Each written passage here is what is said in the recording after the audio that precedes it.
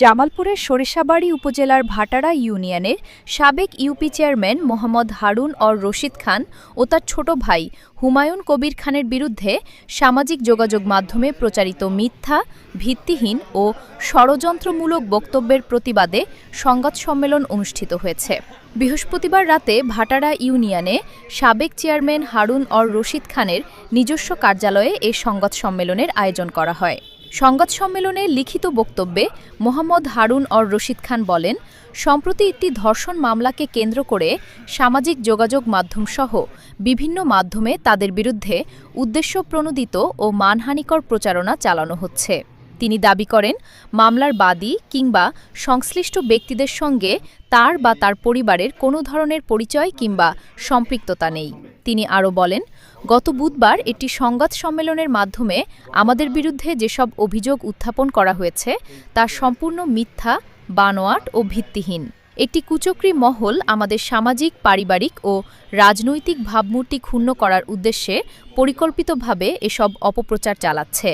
এ সময় তিনি মিথ্যা ও বিভ্রান্তিকর তথ্য প্রচারের তীব্র নিন্দা ও প্রতিবাদ জানান।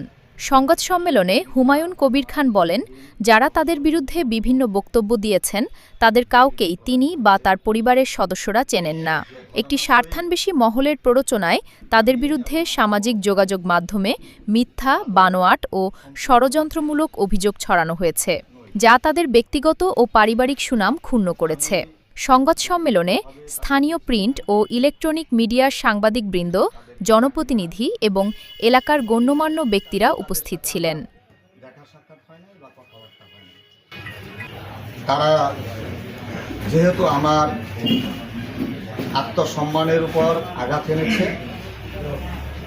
আমার মান মর্যাদা ক্ষুণ্ণ করেছে, আমি বিষয়টি চ্যালেঞ্জের সহিত বলছি, চ্যালেঞ্জ নিয়ে বলছি, আমি তাদের বিরুদ্ধে আইন আদালতে যাওয়ার জন্য প্রস্তুতি গ্রহণ করছি। যে কাজটি করেছে এটা আমার মানহানিকর কাজ করেছে, সম্মানহানিকর কাজ করেছে, আমাকে সামাজিকভাবে হেয় করেছে, সারা দেশবাসীর কাছে হেয় করেছে, যেটা আমার জন্য অত্যন্ত লজ্জাস্কর এবং আমার অত্যন্ত সম্মানের ক্ষতি করেছে।